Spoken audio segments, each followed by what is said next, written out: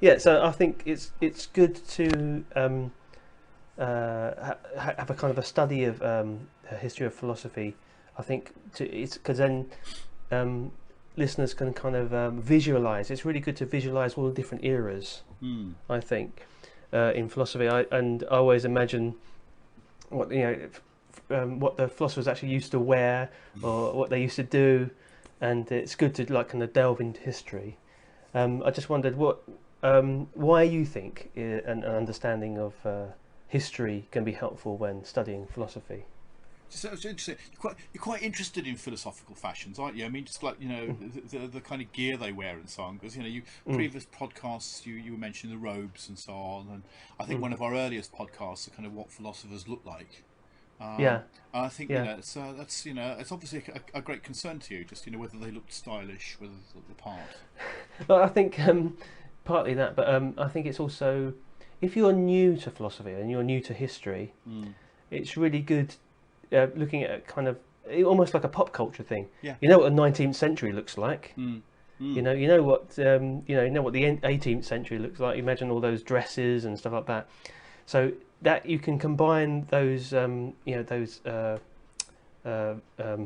visions Mm. of things, images Yeah. of things with the ideas. It helps, I think, cement your overall knowledge of philosophy. Yes, no, I think you're right. I think you're right. And the way the way people present themselves, the kind of the Mm, look of a thing, helps to mm, establish it in a culture. And it's kind of well, where are the cool kids? Oh, well, the cool kids are over there. They're the guys who wear like the flares and the platform shoes. It's like dates mm. or something.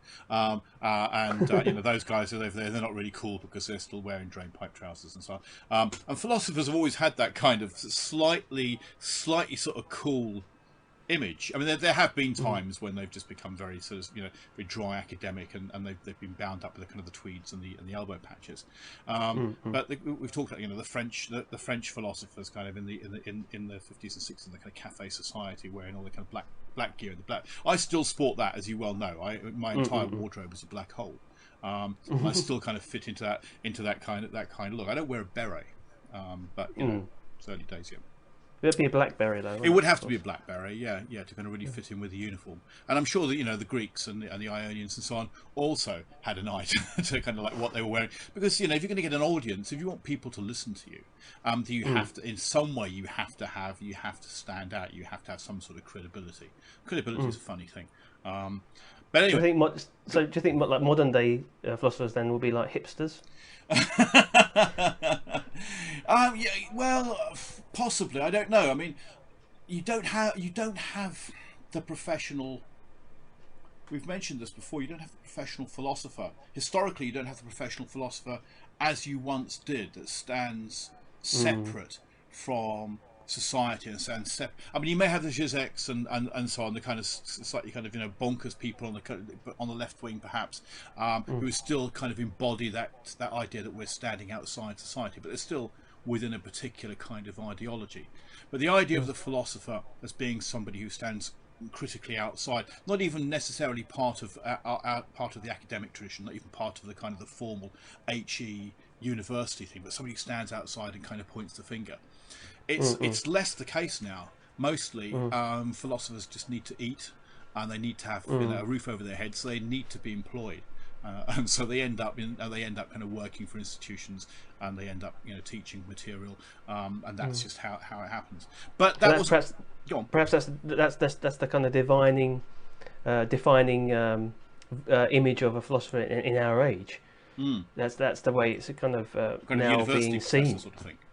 Yeah, like a impoverished university professor Yeah, or yeah. media savvy Yeah, I mean, one. it might well So, be. I mean, ideally, I guess, it's if you were independently wealthy, you didn't have mm, to. And of course, this takes us back to the kind of the beginnings of philosophy. I mean, you've mentioned once or twice before. We've touched on this, how the Greeks seem to produce an awful lot of philosophers, mm, and why was that? And we've mentioned this that prosperity makes a great deal of difference to the mm, mm, philosophical discipline. Um, mm, you need to make sure that if you were talking. You're talking about Maslow's hierarchy of needs. You've mm, got to have the basic needs are fulfilled. Those the kind of food and shelter and all those kinds of things before you can attend to the more high order needs. And of course, Greece was doing pretty well for itself in the kind of 5th century BC, and also and kind of for like 500 years or so afterwards. That kind of golden era. They were coining it in trade routes, art and all that sort of stuff. They had time and the comfort to settle back and talk about these things.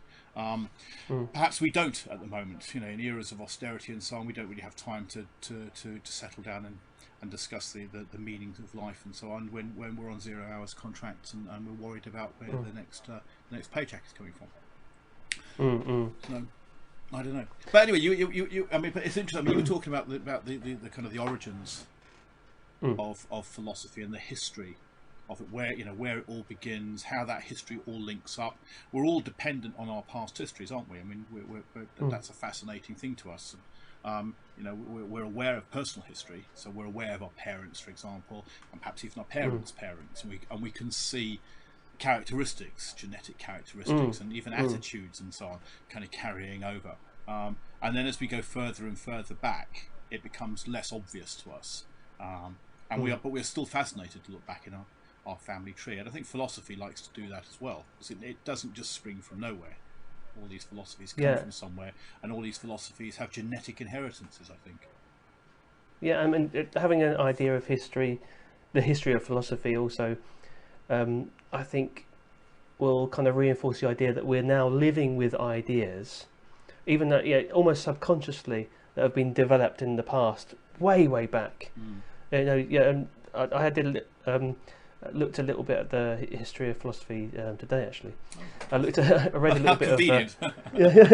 I read a little bit of. You were always good at doing your homework, weren't you? You could guarantee that Danny would get on with this.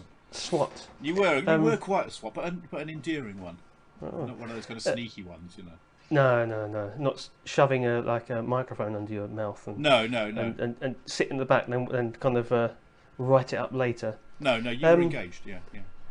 So what I was going to say, so talking about the kind of the development of ideas so I'd like to kind of spotlight or focus on what is termed the pre-Socratic era of philosophy. Okay. And I find it actually, looking at it today, I mean, I looked at it before a long time ago, looked at it today, it's actually really interesting, because I am also interested in mythology and the development of mythology. And you can see here is a point in history where ideas of where the kind of mythological explanations of our existence or our life change, and it becomes slightly more kind of reasoned or structured. And looking at Bertrand Russell's History of Philosophy, he talks about it's the first page, I think, is talking about the kind of rise of Greek civilization, and apparently there's not a lot of kind of it's a bit hard to describe how it suddenly came to be. Yes. Yeah. I mean, it's difficult because there's and if we're talking about the kind of the pre-Socratics, it's always a difficult one because some of them weren't pre-Socratic. I mean, when you're talking about that, it's a bit of a catch-all term. So some of these characters that come under that heading were operating at the time of Socrates. It's just a convenient label. One of the things we need to say, I think, before we explore, because we are going to spend a little while looking at the history and development of philosophy. It's very easy when you're doing this and when you're looking at the texts and when you're hearing people talk about it, to think of these movements of thought as very kind of discrete sections of time. So, like, on Monday, the pre-Socratics were timetabled, and then everybody went to bed, and on Tuesday Socrates was doing his thing, and on Wednesday we had kind of Plato and Aristotle, and the idea that movements of thought are kind of relatively sort of neat packages, when of course they're not. And we're talking about hundreds of years encompassing a movement of thought, because a movement of thought takes a while to settle in. You'll have somebody kind of saying something, they'll kind of bat that idea around, other people will think about it, it might seep into the culture through theatre and through poetry and literature and jokes and politics and so on, and bit by bit society and culture begins to shift. But this takes hundreds of years for society and culture. It's a big ship to turn. So when we're talking about these big things, we must keep very clear in our head that they're not neat. There's no discrete beginning and end. They overlap and they spill in, and they take time. That's the danger, isn't it? That's the danger. The convenience of looking at a kind of a chart of the the rise of philosophy and the history of philosophy is very good. I want that. But also, as you say, there's a danger of that, of oversimplifying it. Yeah. I mean, and particularly in our culture, I think we do live in a culture where we're used to that kind of immediate gratification. If we want something, we get it now. If we want some information, we get that almost immediately by just going online and checking it out. Everything is very quick. Everything's delivered with a kind of a spontaneity. And we tend to handle things in that kind of way. I mean, you quite often talk to students, and if you try and introduce watching a black and white movie, some of them kind of throw up their hands in horror because they think it's kind of thousands of years old, and they're really only aware perhaps of things that have happened in the last last few years. It's a very kind of narrow sort of area of focus. Whereas when you're looking at the history of ideas, you can't do that. You can't be impatient. You've got to let the ideas. You've got to sit there and you can't just say, oh well, I'm going to bake these cakes. I'm going to put them in the oven and I want them now. We can do that now because we've got instant cake mix and you can probably stick it in a microwave and have it in a minute. But if you're doing it the old-fashioned way, you've got to wait for the thing to prove and you've got to wait for the thing to bake, and you've got to put time in. And I think that's something you've got to be aware of with looking at history of ideas, whether it's philosophical or whether you're looking at kind of scientific developments or whatever. These things take time. And one of the guys, that I quite like, who talks about this movement of thought, is a guy called Thomas Kuhn, Kuhn. He was writing in the 60s. We've mentioned Michael Polanyi, the Hungarian kind of philosopher of science before, who talked about the idea of tacit knowledge and personal knowledge. So ideas we have that we can't articulate. They're very important to us. They're ground-making kind of foundational ideas, but they're tacit. They're things that if anybody asks us to explain them, we can't really kind of get our heads around them to explain. But they are very important. And Thomas Kuhn was very much impressed by this, and he had conversations with Polanyi and so on. And some people have uncharitably suggested that Kuhn nicked Polanyi's ideas and popularised them. But nevertheless, he talked about paradigms, and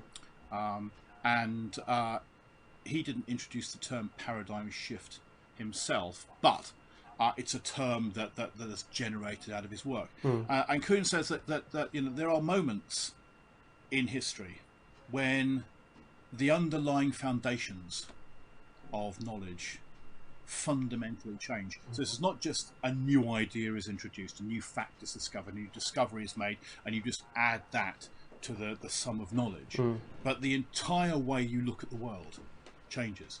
And what you were saying just now about your interest in mythology and how the pre-Socratics started to introduce an alternative, a non-mythological way of viewing the world.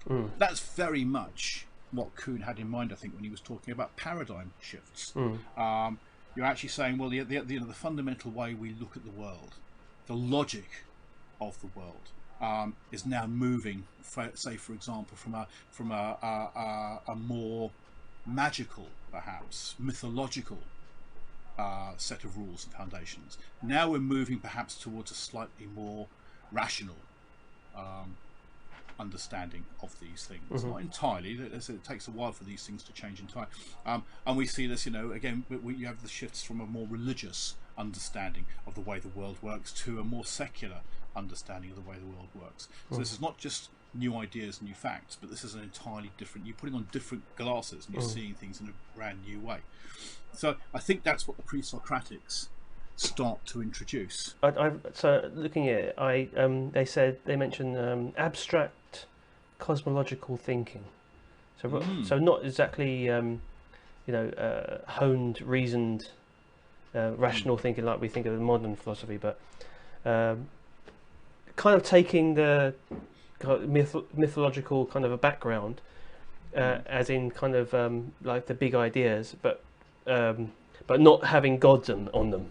You know, Yeah. not Yes. yeah, but imagining the universe in a different kind of a way, and I Yeah. think analyze it. I think as far as I can make out. Yeah. That's pretty good, actually. Yeah, I mean that's true. That's true. I mean, it was abstract, and that's an interesting thing. I mean, some people have said, "Oh, well, you know, of course, you know, the pre-Socratic is much more scientific." Well, they weren't really. They were still very much operating in a mythological mode, in the sense that they didn't feel the need to prove anything. That these were kind of assertions and beliefs that they were expressing. This wasn't a case of them doing kind of empirical investigation to see how things worked, and then saying, okay, well, on the basis of that investigation, this is how the world is. It was more a case of, okay, well, you know, it seems to me that as an inference, as an assertion, this could work. So I mean, for example, I mean the Milesian philosophers are kind of, you know, the earliest of the pre-Socratics, kind of 6th century before the Christian era. They were established. I mean, it's in kind of Milesian was in like modern Turkey, as it is now, so not actually in Greece, but another kind of Greek colony.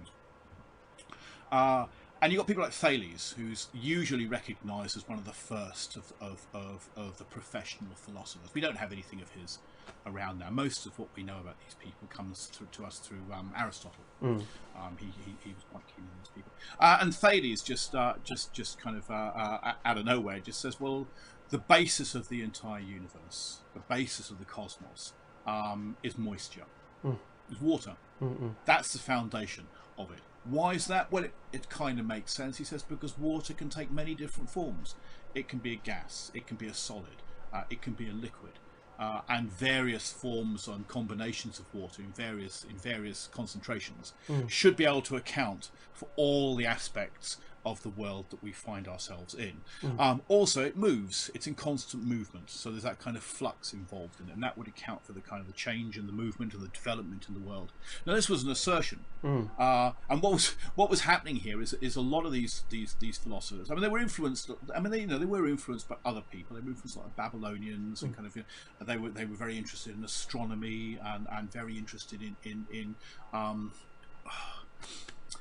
they were very interested in geography, and there was bits of magic in there. I mean, these were influenced by their own culture and their own time, but they were very concerned about fundamental human questions. The question about kind of what is the nature of the world, but also the nature of what is the nature of change and permanence. Is the world is our experience of the world one of constant change, or is it one of permanence? You know, in a sense, kind of what can we rely on, what can change?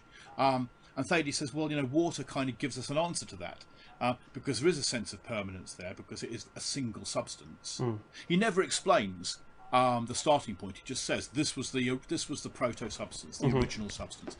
Yeah. Because lots of stuff is born out of water, and life comes out of water, and life requires water. Human beings are kind of, you know, have to drink and are mostly water. I mean, if you want to plant a seed and make it grow, you pour water on it. It said, you know, it kind of makes sense in a vague sort of rational way that doesn't require a great deal of experimentation. What I like about that is as we mentioned before, is definitely abstract. Now, our modern brains, I can imagine if we'd never heard of philosophy before and someone came out with that now, we'd call them mad, or what are you talking about? But I wonder if it was like that at the time, or whether these men are already respected as learned people, and they come up with this definitely abstract idea. Okay, it's water. That makes sense. It's like he's taking a chance on that idea, and it seems to come from something that's not.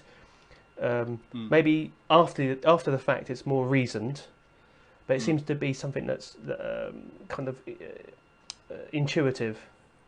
Yes, Yeah. yes. But I mean, it's interesting because this is where we see the boundaries between the paradigm shifts. Because prior to the sort of work that Thales was doing, for example, it was perfectly legitimate to assert, well, there's a sky god, there's a god of heaven, there's a god of thunder, or a god of love, and we just assert that as an explanation for human experience or for what we see in the material world.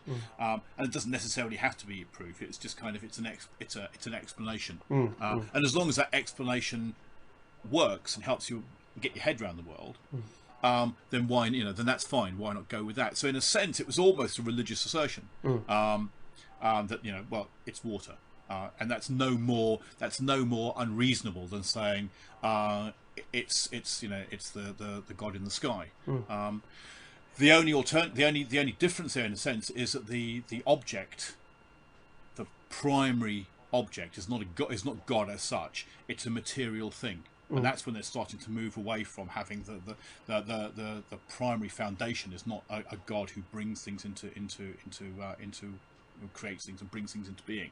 What we have here is pre-existent matter, and all these early, particularly the Milesian philosophers, we'll talk about a few more of them in a minute. All maintained that this primary material was pre-existent. The universe is eternal. None of this business about when does it start, when does it finish. It never started, it never finishes. It just is, and that solves that problem for you. But that's like an ancient idea as well. I get in my Wittgenstein reference early today. Oh, well done. Yeah, so he talks about in the Tractatus, talks about how science tries to say there's an answer for everything. And that is, and Wittgenstein, I think, kind of warns against that way of thinking. He's saying at least in the ancients had a kind of ending point, whether it be water or a god. Yes. To continually say that this way of thinking, scientific way of thinking. I mean, it's much more complicated than what I'm saying, but this way of thinking can answer everything. Yes. That is, that's a little bit dangerous, and he admires. Thales was talked about water as that starting point. Another of the cosmological, the kind of pre-Socratic cosmologist was a guy called Anaximenes, and he talked about he used a Greek term Aperion as the kind of the substance, which was the kind of the core of all things. And as far as you can interpret it as the infinite or the unlimited, but when you really boil down to it, it's just stuff. It's kind of like cosmic play-doh. It's not a specific thing like water, but it's a pre-existent material, an infinite, unbounded material out of which everything else comes. And they didn't feel. I mean, it's interesting because you compare that. For example, we've had we've done a number of sessions on looking at religion, particularly focusing on the Christian tradition. Christianity is quite keen on the idea of creatio ex nihilo, creation out of nothing, because the idea is that there was nothing, there was no universe, there was just God in the beginning, and that's reflected in the Christian scriptures, and in the Hebrew scriptures. In the beginning was God, and that was it. There was no universe, there was no matter to play with, and God, through an act of will, generates the entire universe out of himself. How that's done, the traditions are split over how that's done. Some people say that God withdraws himself and makes room, and that room that he makes allows the universe to come into being. There's all kinds of myths and stories about that. But the idea of creation out of nothing was very important to the Christian tradition, because you couldn't have something else being coexistent with God. God was the eternal one. Creation is just a second order entity. It's something that comes along after God. You can't have God and creation being equally eternal, because that makes the created order, makes God puts it on the same level. Yeah, it makes it on the same level as God. So, but as far as Anaximenes, for example, was concerned, and Thales, for that matter, there's a pre-existent stuff, and everything kind of issues out of that. Another one of the there are three. I mean, there are three kind of primary kind of cosmologists, pre-Socratics. I mean, there's Thales, Anaximander, and there's Anaximenes. No, hang on. Anaximenes. I always get his name. Anaximenes. What is it with these Greek names? I have no idea. Anaximenes. My favourite one is Thrasymachus. That's a nice one. When I read it first, it was like Thrasymachus. Anaximenes. Anaximenes, that's the guy. Okay. Yeah, so we have Thales, Anaximander, and Anaximenes. Mm-hmm. And Anaximenes talks about, again, the single substance as being air.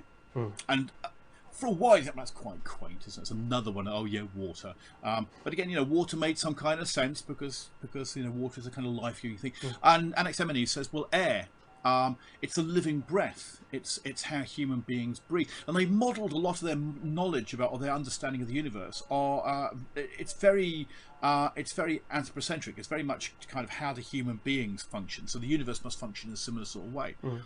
So air is the idea of the living breath, the soul. Human beings have a soul, and that's you're breathing it in and you're breathing it out. You find this in religions as well. I mean, Christianity talks about kind of the breath of God breathing into human beings and giving them life.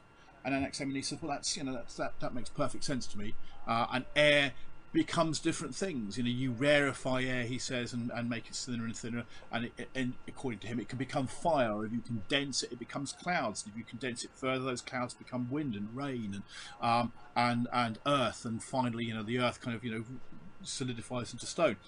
So it kind of makes a sort of a sense. It's not entirely bonkers, but it is quite quaint because these are just assertions. They looked around to see, okay, what do we want to? How can we explain the world? And then they came up with, in a sense, a kind of a hypothesis, a theory, which and as long as it kind of worked for them, they were happy with that. It's interesting that they kind of, what I understand is that Thales as well was. Like an astronomer, and he predicted he predicted an eclipse. So they were doing practical, useful things that everyone could see and admire, but also coming up with, mad as a box of frogs, ideas about the origin of the universe. But still, that was kind of accepted and allowed, Yes, and it is interesting, isn't it? Because you're getting that, as you often do at that kind of interface between paradigms. You're getting the flavour of the existing worldview, slowly getting a tincture of the next paradigm. So you still have them making kind of almost mythological assertions about the kind of the material, the primary material that is eternal and which creates all things. Yet at the same time, they were being more empirical. They were looking at the stars and they were taking measurements. And I think Anaximander, was created maps and sundials and exciting things like that. They were quite kind of hands-on about their engagement with the world.